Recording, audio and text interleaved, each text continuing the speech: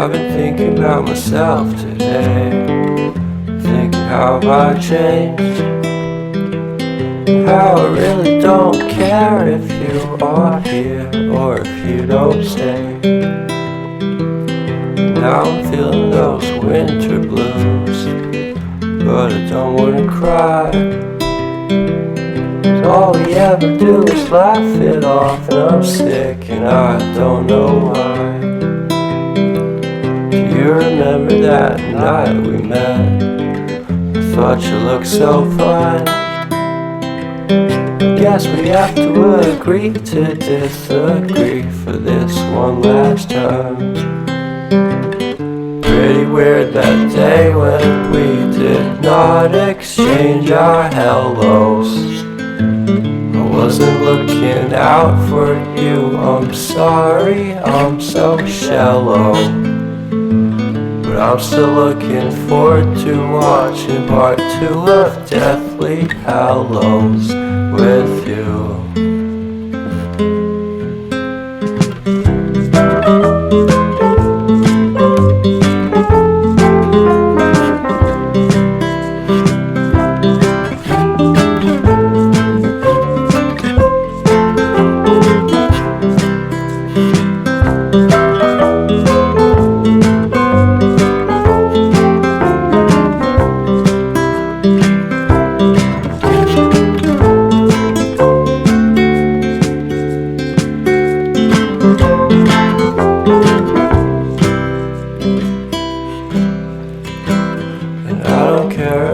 Much at all here in this small town, 'cause in the end we're all buried deep inside the same hole in the ground.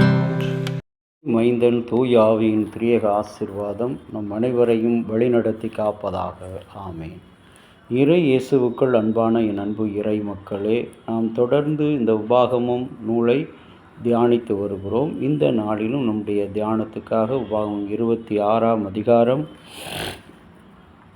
14வது வசனத்தின் பின்பகுதி, நான் என் தேவனாகிய கர்த்தரின் சத்தத்துக்கு கீழ்ப்படிந்து தேவன் எனக்கு கொடுத்த கட்டளைகளின்படி சகலத்தையும் செய்து முடித்தேன். அன்பான இறை மக்களே, கடவுளின் கட்டளைக்கு கீழ்ப்படிய வேண்டும் என்பது கடவுளுடைய திட்டம். கர்த்தருடைய கட்டளை எப்பொழுதுமே நம்மை வாழ்வுக்கு நேராக வழிநடத்துகிற காரியம். ஒரு மனிதன் ஒருவன் நெடுந்தூர பயணமாக அவன் செல்கிறான். அவனுக்கு பின்னாலே அவனுடைய கால் தடங்கள் பின்னாக வந்து கொண்டே இருக்கிறது, ஒவ்வொரு அடியாக வைக்க. இவன் போகும்போதெல்லாம் யாரோ ஒருவர் எனக்கு பின்னாக வருகிறார்களே என்று ஐயமுற்று திரும்பி திரும்பி பார்க்கிறான். அவனுடைய 2 காலடிகள் தடங்கள் பதித்து கொண்டே வருகிறது.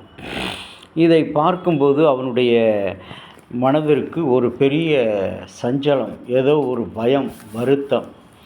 அன்புக்குரிய இறை மக்களே, இன்றைக்கு நம்முடைய வாழ்க்கையிலே இப்படிப்பட்ட பயம் கர்த்தருக்கு கீழ்ப்படியும் பொழுது நம்மை துரத்துகிறது, பயம் துரத்துகிறது, அச்சம் துரத்துகிறது, அவிவிசுவாசம் நம்மை துரத்துகிறது, நம்மை தேடி வந்து கொண்டிருக்கிறது.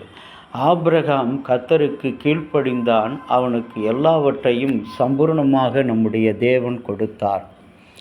ஆபிரகாம் கீழ்ப்படிந்தான். தன்னுடைய ஒரே மகனை கடவுள் பலியாக கொடு என்று கேட்டபோது அவர் சிறிதும் தயங்காதபடி கர்த்தரின் சத்தத்துக்கு செவி கொடுத்தான். அப்படி கொண்டு போய் தன்னுடைய மகனை பலியிடும்போது ஒரே மலையில் அங்கே வானத்தில் இருந்த சத்தம், கர்த்தரின் சத்தத்துக்கு எந்த மனிதன் கீழ்ப்படுகிறானோ அவனுடைய அத்துணை காரியங்களையும் கடவுள் பாதுகாக்கிறார். இந்த மனிதன் கையை ஓங்கும் பொழுது மகனை பலியிட அவன் வானத்திலிருந்து கடவுள் தன்னுடைய அசரீரி மூலமாக ஆபிரகாமே உன் மகன் மீது கையை போடாதே என்று சொல்கிறார். அவன் மகனை அழைத்து வரும்போது சொன்ன அந்த வாக்கியம், ஆடு எங்கே அப்பா என்று மகன் கேட்கும் பொழுது கடவுள் பார்த்து கொள்வார். யெகோவாயிரே. இன்றைக்கு கடவுளுக்கு கீழ்ப்படுகிற ஒவ்வொரு பிள்ளைகளுக்கும் அவர் யெகோவாயிராக இருக்கிறார். இன்றைக்கு நாம் நம்முடைய வாழ்க்கையில் மனிதர்களுக்கு கீழ்ப்படிவதை மிக மிக நாம் பயன்படுத்தி கொண்டிருக்கிறோம். மனிதர்களுக்கு பணிந்து போவதை கீழ்ப்படுத்தி கொண்டிருக்கிறோம். அநீதியான செயலிலும் தீமையான காரியங்களிலும் பிறர் வாழ்வை கெடுப்பதிலும் நாம் மனிதர்களுக்கு பயந்து நடந்து கொண்டிருக்கிறோம். ஆனால் கர்த்தருக்கு பயந்து கீழ்ப்படிந்து நடக்கும்போது கடவுள் நம்மை 2 மடங்கு ஆபிரகாமை ஆசீர்வதித்தது போல் அவர் ஆசீர்வதிக்கிறார். அன்றைக்கு கர்த்தர் மோசேயை அழைக்கும்போது அவன் கர்த்தருடைய சத்தத்துக்கு கீழ்ப்படிந்தான். மோசே, நீ நிற்கிற இடம் பரிசுத்தமான பூமி, ஆகவே உன் பாதரட்சைகளை கழட்டி போடு. இன்றைக்கு அந்த ஒரு வார்த்தையை கேட்டவுடனே அவன் தனக்கு ஆதாரமாக பாதுகாப்பாக இருந்த காலணிகளை கழட்டி விட்டு கடவுளின் சத்தத்தை வானத்தை நோக்கி பார்த்தான். என்ன அதிசயம், ஆச்சரியம்! ஒரு பச்சை செடி தீப்பற்றி எரிகிறதே. அன்புக்குரிய இறை மக்களே, இன்றைக்கு நீங்களும் நானும் கடவுளுடைய வாழ்க்கையில் கீழ்ப்படிந்து நடக்க வேண்டும். கீழ்ப்படுதல் இல்லாத வாழ்க்கை அது திசை மாறி போன ஒரு பாதை.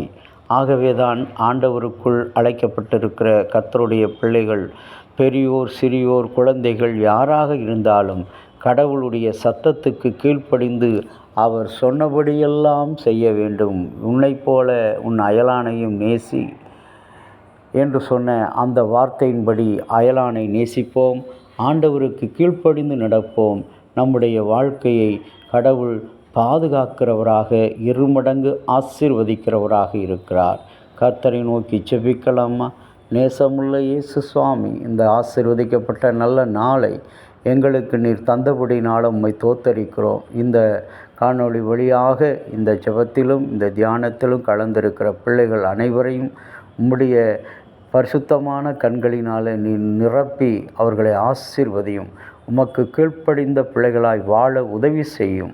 இறைமகன் இயேசுவின் நாமத்தினால் வேண்டிக் கொள்கிறோம் நல்ல பிதாவே, ஆமேன். தந்தையாகிய கடவுளின் அன்பும் மைந்தராகிய இயேசுவினுடைய அருளும் பரிசுத்த ஆவியினுடைய நல்ல உறவும் பாதுகாப்பும் அனைவரோடு கூட இருப்பதாக. ஆமேன்.